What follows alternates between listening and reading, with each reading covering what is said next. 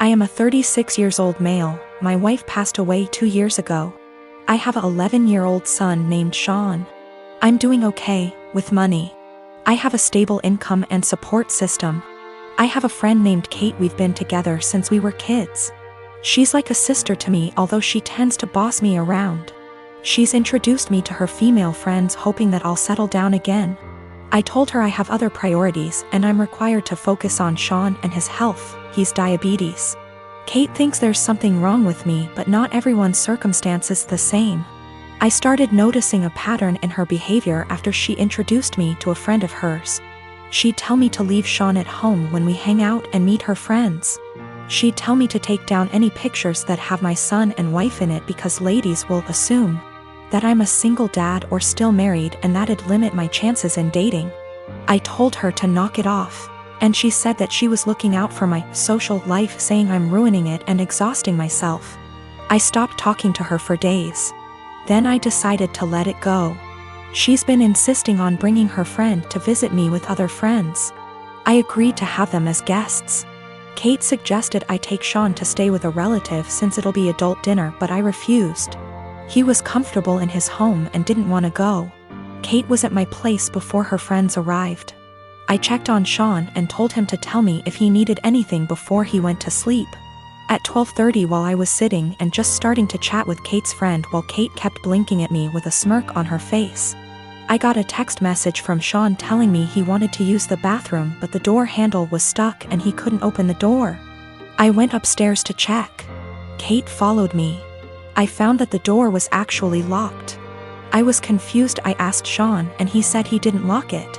I started looking for the key. That's when Kate quietly handed it to me, saying she took it. I was stunned. I opened the door for Sean, then I asked her why she locked the door. She said that lied to her friend about me not having kids and didn't want her to see Sean. She said it was no big deal since he was sleeping, but I was furious. I started yelling at her as she kept shushing me. Everyone started leaving after I yelled at Kate and cussed her out for doing this. She blew up after her friend left and said I was an idiot cause most people don't mention kids until after months into dating, and that I didn't deserve her help to move on when she thought I was a decent, sane person. I called her stupid and told her to get out of my house. She told me to wallow in my misery and left.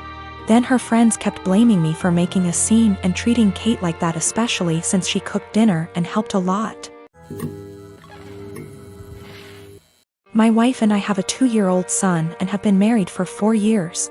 Our anniversary was a month ago and we found a nice, secluded cabin on Airbnb and rented it out for a long weekend getaway. My wife asked her parents if they would be willing to watch our son, and they agreed as long as we dropped him off at their house. That worked for us since it was on our way anyway. I was raised Lutheran and my wife was raised Catholic, but neither of us currently go to church and have not had our son baptized. My mother-in-law knows this and hates it. She thinks our son needs to be baptized or he will burn in hell. She's that kind of Catholic. So we go on our trip, and when we pick up our son and ask how the weekend went, mother-in-law says everything went fine and that she has saved my son's soul from the devil. I ask her what she meant and she says she had our son baptized that morning at her church. I tried my best to keep my cool so I didn't scream at mother-in-law in front of my son, but I pretty much grabbed my son and left. On the car ride home I was fuming and told my wife as calmly as I could that this would be the last time her parents have our son unsupervised. She tried to downplay what her mom had done, but I told her we need to wait until we get home to talk about it because I'm not fighting in front of my kid. When we got home and had a chance to talk about it, things got heated. I told my wife I no longer trust her parents with our son, and that if they did something like this behind our backs, I can't trust them to respect our wishes as parents in the future. I said this was a huge breach of trust and I will forever look at her mom differently. She continued to try to defend her mom, saying that she was only doing what she thought was best for her grandson. She even downplayed it by saying that it's just a little water and a few words and we don't go to church anyway, so what does it matter? I told her that under no circumstances will I allow her parents to watch our son by themselves again. I said that we can still let them see their grandson, but only if we are present. I also said that if she doesn't see what the big deal is with this situation, that maybe we aren't on the same page as parents and maybe we need to see a counselor. She started crying and said that this isn't the kind of decision I get to make on my own, and I'm an asshole for trying to tell her what kind of relationship her parents can have with our son. I told her that I no longer have any trust or respect for her parents and that I don't know if there's anything they can do to repair that.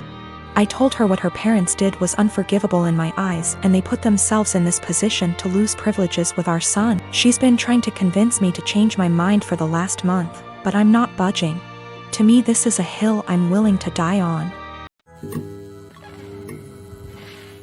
So me and my husband, who I'll call Jake for this story, have been together for 5 years and married for 3. We have recently started trying for a baby as we both felt like that was the next step in our life together. And 3 weeks ago I got a positive test back. We were really happy and told our families, and now my mom and mother-in-law want to throw a big baby shower for us. It was just super good news all around. Well, 2 nights ago me and Jake were getting ready for bed when he reminds me to go through the house and make sure all the lights are off.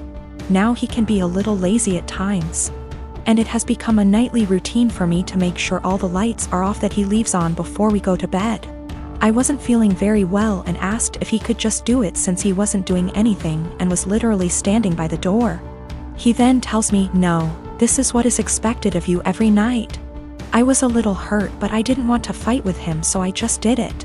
When I came back, Jake goes on this very long and unprovoked rant saying things like, "Just because you are pregnant does not mean anything will change, and you are still expected to cook, clean, and do all the chores every day, because how can you be expected to be a mother if you can't handle a little work?"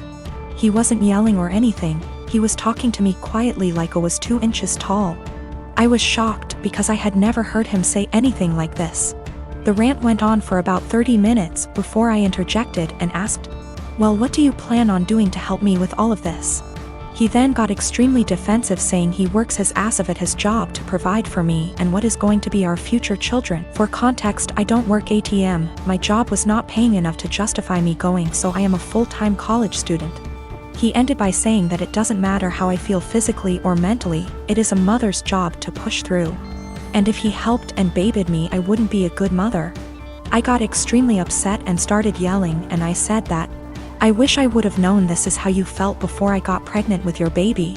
There was a moment of silence before he started crying, and he left for the night to stay at his mother's house. He hasn't been back yet, and my mother-in-law and sister-in-law have called me berating me and saying I broke Jake's heart with what I said, and I need to apologize immediately, and until I do he isn't coming home. I don't know how to feel.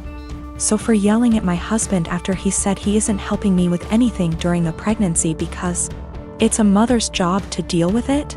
Okay. I am getting some things together and am going to be headed to my mom and dad's house. My mom is furious with him and doesn't want me apologizing to him or talking to him without the situation either being recorded or having a witness. I am 17, female, have a child, Aaliyah. She is 6 years old, with my ex Jacob. He is 33 years old.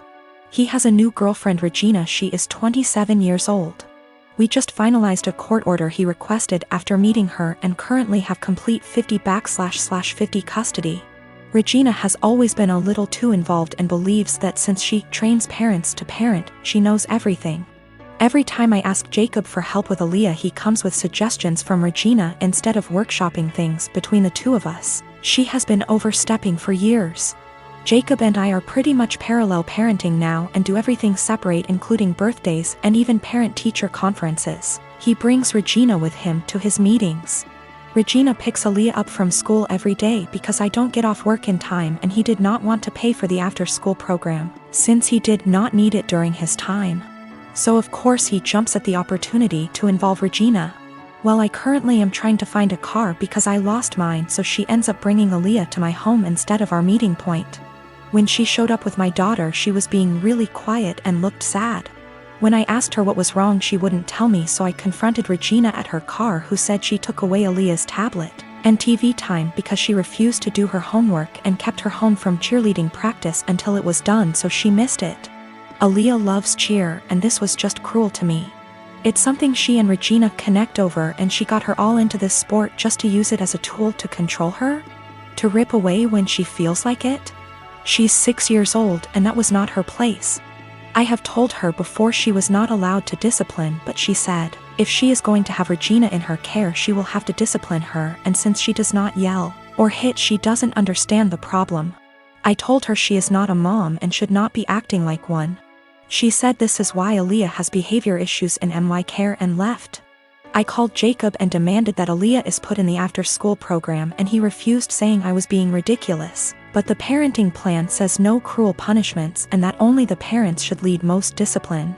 If he's doing what she says all the time, how is he leading?